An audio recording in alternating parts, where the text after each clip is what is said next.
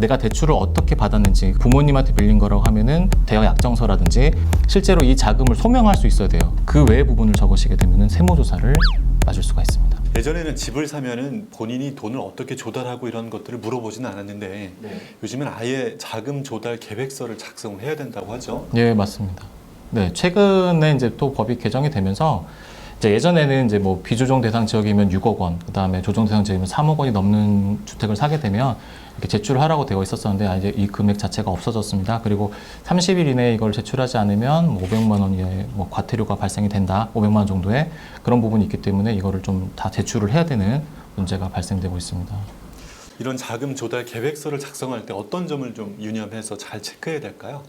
그러니까 사실은 진짜 자금이 어떻게 모아졌는지를 다 설명을 해야 되는 그런 계획서인 거예요. 그래서 내가 이제 은행에 돈이 얼마 있다라는 거를 제출을 해야 되는 건데 그거를 무작정 제가 이제 제출하는 게 아니라 실제로 이 자금을 소명할 수 있어야 돼요. 그러니까 은행에 제가 뭐 3억이 있습니다. 그렇다고 인정이 되는 게 아니라 이 3억이 있다면은 어떻게 모아졌는지 이거에 대해서 이제 설명을 해야 되는 부분이 발생이 되는 거죠. 그래서 뭐 급여를 받아서 이 정도 있다. 이렇게 소명되는 금액을 이제 제출을 해야 되는 게 맞습니다. 어떻게 보면 참 황당한 일이다라는 느낌도 들긴 해요. 증빙 자료도 좀 챙겨야 되겠네요. 네, 그렇죠. 그러니까는 여러 가지 증빙 자료가 있어요. 저희가 이제 쓰는 칸을 보게 되면은 예금이 있고요. 그리고 이제 뭐 증여받은, 상속받은 재산 목록을 적는 란이 있고, 그리고 여기 이제 뭐 기타 현금으로 가지고 있는 그런 걸 또 적는 란이 있어요. 그래서 이거를 다 저희가 제출을 해야 되는데 저희가 이제 뭐 예금 잔액 증명서라든지 아니면 근로소득 원천징수 영수증이라든지 그다음에 뭐 상속 증여받은 금액이 있다고 하면은 상속 증여받은 금액이 있다라든지 이런 칸을 다 작성을 해야 됩니다. 그리고 이제 밑에 보면은 이제 차입금에 대한 부분도 있거든요. 그래서 내가 대출을 어떻게 받았는지 그리고 대출을 받은 게 아니라 부모님한테 빌린 거라고 하면은 부모님에 대한 그런 자금 뭐 대여 약정서라든지 이런 거를 좀 제출을 하도록 되어 있습니다. 이런 건 좀 조심해야 될 것 같다라는 것들이 있죠. 예를 들어 부모님이 주신 돈이다. 그냥 아무 생각 없이 비과세 증여 신고한 것도 아니고 그냥 부모님이 보태주셨다라고 하면은 또 안 되잖아요. 부모님한테 돈을 빌리는 경우가 있어요. 그래서 그건 뭐 무조건 안 된다 이런 건 아니에요. 근데 세무서에서 이제 관심 있게 볼 수 있는 건 그거예요. 이 사람이 빌린 건 좋다, 빌린 건 좋은데 그러면 상환 능력이 되는지가 제일 중요하겠죠. 그래서 이 사람이 전혀 상환을 할 수 없는 사람이라고 한다면은 당연히 이건 증여로 추정을 하게 됩니다. 그래서 증여 추정은 증여가 아니라는 걸 그럼 입증을 해봐라. 라는 거예요. 그래서 이제 입증을 못하게 되면 증여세가 과세가 되는 거고요. 근데 거기서 이제 입증을 할 수 있다고 하면은 당연히 증여세는 과세가 안 될 수 있겠죠. 뭐 비과세 5천만 원까지는 비과세 신고하는 게 낫죠. 예, 맞습니다. 낫고 그렇죠. 이제 그거를 기록하면 되는 건데 만약에 좀 금액이 큰 경우에는 또 부모님이 빌려주셔서 차용증을 작성하는 그런 경우들도 있는데 이 차용증을 작성할 때 좀 조심해야 될 것들 구체적으로 어떤 내용들이 좀 들어가야 되나요? 저희가 은행이 아니라 이제 부모님과 돈 거래를 할 때는 이거에 대해서 이제 이자를 줘라라고 되어 있습니다. 그러니까 이게 뭐 굳이 예전에는 이제 특수관계자였어요. 특수관계자끼리 돈을 빌렸을 때는 이거에 대해서 뭐 지금 현재 세법으로는 4.6% 이자를 줘라라고 되어 있는데 이게 이제 전부 다 법이 타인으로 바뀌었어요. 타인으로 바뀌면서 누군가에게 돈을 빌렸다고 하면 일정 금액 이상이면은 이거에 대해서 4.6%를 줘야 된다. 안 주면 증여로 보겠다라는 규정이 생겼습니다. 근데 이제 그 금액은 이제 한도가 2억 1,700 정도라고 생각을 하시면 되세요. 그래서 부모님한테 2억 1,700 이상을 빌렸다고 하게 되면 4.6% 정도의 이자는 주셔야 된다라고 생각을 하시면 되고요. 2억 1,700이 안 넘으면 솔직히 말씀드리면 이자를 제로로 써도 사실 상관은 없습니다. 단순해요. 1,000만 원 나누기 4.6%를 하게 되면 2억 1,700이라는 숫자가 나오거든요. 그래서 그러니까 그거는 그냥 2억 1,700 곱하기 4% 하면 1,000만 원이 넘지 않기 때문에 그 금액 정도 금액을 빌리실 때는 이자를 제로로 하셔도 세무서에서 이걸 가지고 문제를 삼거나 그러지는 않습니다. 그러면은 차용증을 쓸 때 변제 기간 대출 상환 기간을 몇 년으로 잡는 게 좋을까요? 길게 잡는 게 좋은가요? 짧게 잡는 게 좋은가요? 이거는 이제 저희가 이제 비영업 대금 이자라고 얘기를 해요. 그러니까 부모님과의 돈 거래를 했을 때 이자를 주셔야 되는 부분이면은 이제 비영업 대금 이자라고 해서 이거는 이제 이자의 그 귀속 시기라고 해서 언제를 이자로 볼 거냐가 중요합니다. 그래서 그 이자를 인정하는 그 시기가 약정을 한 때예요. 근데 그 부모님한테 제가 1년 뒤에 상환을 하겠습니다라고 약정서를 쓰는 순간 이자를 주든 안 주든 이게 무조건 1년 뒤에 이자를 지급했다라고 세무서는 인지를 해버립니다. 그래서 이제 원천 징수를 해야 되거든요. 그러면은 그 금액에 대해서 27.5%를 세금으로 내야 되는 부분이 발생이 돼요. 그래서 그 부분을 좀 주의하셔야 돼요. 그러니까 내가 진짜 상환을 할 수 있는 시기에 하신다든지 아니면은 내가 상환하는 시점에 이거 이자를 지급을 한다든지 이런 식으로 조금 쓰시는 게 더 유리할 수 있습니다. 차용증을 분명히 쓴 게 맞다라고 해가지고 공증을 돈을 내서 이제 공증료를 내더라도 공증을 받아야 되는 거 아니냐라고 물어보는 분도 계실 텐데 해야 되나요?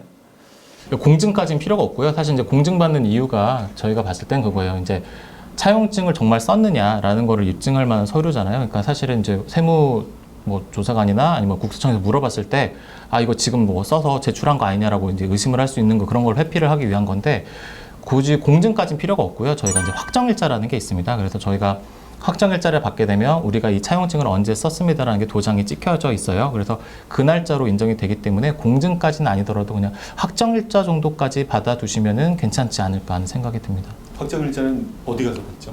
뭐 동사무소 가서 받으셔도 되고요. 그리고 이제 저희 주변에 이제 그 변호사 사무실 중에 공증이라고 써 있는 데가 있어요. 공증이라고 써 있는 데 가시면 저 확정일자 받으러 왔습니다. 그러면은 이제 한 장당 1,000원 정도 받고 있습니다. 그래서 그 정도 지불하시고 확정일자 받아 놓으시면 괜찮으실 것 같아요. 생각보다 저렴하네요. 네, 맞습니다. 확정일자는 비싼 건 아니어서. 동사무소에서 보통 뭐 초본 하나 떼는 값인데 그 차용증에 대해서 동사무소나 또는 공증이라고 적혀 있는 변호사 사무실에서 그렇게 확정일자를 받아놔야지 차용증을 나중에 또 제출할 수 있다라는 거죠. 너무 급조한 느낌이 들지 않는다는 거죠. 그러니까 이제 만약에 차용증을 안 썼다고 하면은 지금 쓴다고 하면 이거 증여 아니냐라고 했을 때 이제 우리가 예전부터 돈을 빌릴 목적이었습니다. 증여 목적이 아니었습니다라는 거를 입증하기가 좀 어려울 수 있으니까 그 정도는 해놔야 된다고 생각을 합니다. 요즘에는 젊은 사람들이 집 사는 게 참 다들 걱정이라 부모 세대가 또 보태주고 싶은 마음도 있고 해서 이렇게 좀 금액의 대차 관계, 차용증 관계를 좀 잘 챙겨야 될 것 같습니다. 근데 이제 실제로 상환을 좀 해주시는 게 좋아요. 그러니까 공무원들이 물어보기 전에 이거에 대해서 상환하고 있는 모습을 좀 보여주는 게 제일 중요합니다. 중년 세대 분들이 이제 자녀들한테 그 집 마련에 좀 도움을 주고자 이게 어떻게 좀 돈을 합리적으로 주는 게 좋을까라는 면에서 탈세 말고 합법적인 절세적인 측면에서 좀 조언을 주신다면 어떻게? 이제 증여세 구간 자체가 10에서 이제 50% 구간으로 돼 있습니다. 근데 이제 이 금액 자체가 1억 원까지는 10%예요. 그리고 이제 성년 자녀들 같은 경우 5천만 원까지 공제가 되거든요. 그러면은 이 금액 정도를 돈을 주실 때 이제 뭐 5천만 원 공제하고 1억 5천 정도 주시는 방법도 있고요. 그리고 좀 그 어른분들은 좀 싫어하시긴 하는데 아무래도 돈을 좀 쪼개주시면 좀 좋거든요. 그래서 이제 며느리도 그리고 아니면 또 사위도 같이 주면은 또 이게 쪼개져요. 왜냐면 이제 1억에서 또 5억까지는 이게 20% 구간입니다. 근데 이제 20% 구간보다는 뭐 자녀한테 1억 5천 주고 그 다음에 며느리한테 1억 1천. 왜냐면 며느리는 1,000만 원까지 공제가 들어가거든요. 그래서 이렇게 돈을 주면은 10% 구간에서 이제 해결이 되기 때문에 세금 납부하고 집을 취득할 수 있게끔 해주시는 것도 방법이 될 수 있다라고 생각은 합니다. 만약에 그 자녀가 다자녀라 자녀가 한 셋 된다라고 하면은 그 손주에 대해서도 2천만 원까지 친족까지 2, 3은 6이니까 6천만 원까지 또 비과세 활용할 수 있는 거죠. 네, 맞습니다. 그 대신 이제 뭐 그거를 또 자금을 집을 사는데 조금 활용하기는 좀 어렵고요. 네, 그런 부분은 있죠. 그래서 이제 보통 뭐 며느리하고 사위 쪽 얘기를 하시면은 좀 이렇게 안 좋아하시는 분도 계시긴 한데 그래도 세금적인 측면에서는 그게 조금 낫지 않겠나 하는 생각을 좀 합니다. 사이좋은 부부가 되면 어르신들한테 돈 받기도 참 좋은데. 그 차용증에서 이자에 대한 거는 적지만은 원리금, 즉 원금에 대한 상환 정도는 굳이 기재를 안 해도 되는 건가요? 그거는 저희가 이제 그 똑같아요. 이제 자금대여 약정서를 썼기 때문에 필요하시면 상환증 같은 걸 또 적으시면 되세요. 그래서 그것도 필요하시면 확정일자를 받아 놓으시면 좋고요. 근데 금액이 이렇게 큰 금액은 아니기 때문에 그래서 상환이 가능할 때마다 상환을 하면서 상환증을 좀 적어서 체크를 해 놓으시는 것도 방법이 될 수는 있습니다. 이자만 드리든 원금을 상환하든 그 드렸던 그 거래 내역들은 잘 챙겨 놔야 되겠군요. 네, 맞습니다. 자금 조달 계획서 아까 작성해야 될 부분들 말씀해 주셨는데 네. 이런 건 좀 조심해야 된다. 이런 게 나중에 또 꼬투리가 되거나 문제가 될 수 있을 소지가 생길 수 있는 부분들 어떤 게 있을까요? 그게 이제 자금 조달 계획서를 보게 되면요. 그게 현금 등 그 밖의 자금이라는 부분이 있습니다. 그러니까 이게는 진짜 현금이에요. 그 내가 통장에서 돈을 뺀 자금. 물론 여기에는 이제 보험, 채권 이런 것도 들어가긴 한데 일단 기본적으로 이제 현금이라는 거를 이제 많이 생각을 하도록 돼 있습니다. 그래서 여기에 들어갔다라고 하게 되면 조사관들은 이제 공무원들은 두 가지 생각을 해요. 그동안 매출 누락을 했었었나? 라는 생각을 하고요.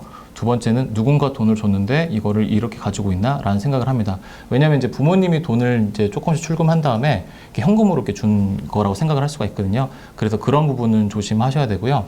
그리고 차입금 같은 경우에 아까 말씀드렸던 부분이긴 한데 이제 그거죠. 부모님한테 돈을 빌렸다고 하면 이거에 대해서 실제로 돈을 갖고 있는지라는 부분을 사후 관리를 할 수가 있습니다. 충분히. 그래서 실제로 사후 관리를 해가지고 상환을 하고 있는 모습이 보이지 않는다라고 하게 되면 당연히 증여세가 나올 수가 있고요. 그리고 이렇게 자기 자금하고 차입금을 다 적어냈는데 일단 국토부에서 일단은 심사를 하죠. 이렇게 봐가지고 좀 이상하다. 그러면 이제 그걸 국세청에 보내는 거예요. 국세청에 보내갖고 이걸 뭐 전수조사를 하는 건 아니지만 정말 너무나 이상하다. 그러면 이제 안내문을 받으시게 되세요. 그래서 뭐 최근에 아파트를 하나 취득하셨는데 저희가 봤을 때는 자금 출처가 되지 않는 걸로 보여집니다. 그래서 언제까지 소명을 하시기 바랍니다. 그래서 소명을 하지 않으시면은 세무조사를 시작을 하겠습니다. 라고 이제 안내문이 하나 날라옵니다. 그래서 실제로 자금이 되는 부분, 제가 소명을 할 수 있는 부분을 적으셔야지 그 외의 부분을 적으시게 되면은 세무조사를 맞을 수가 있습니다. 기본적으로 이제 그런 자금 조달은 국세청에서 많이 봐요. 왜냐면 이제 매출 누락 혐의라든지 아니면 증여세 혐의가 있는지 체크를 하는 부분이기 때문에 그쪽 위주로 좀 본다고 생각을 하시면 됩니다. 그러니까 저희가 보편 타당한 금액, 항상 세법에서는 그런 얘기를 해요. 그러니까는 누구나 봐도 인정할 만한 금액을 한다고 하면은 당연히 과세를 하지 않지만 이거 뭐 생일이니까 내가 1,000만 원 줄게. 이건 말이 안 되잖아요. 그죠? 이런 부분들은 증여성이 있는 거고요. 생일이니까 내가 50만 원 줄게. 뭐 이런 부분은 사실은 네, 증여로 보지 않는 규정은 될 수 있겠죠.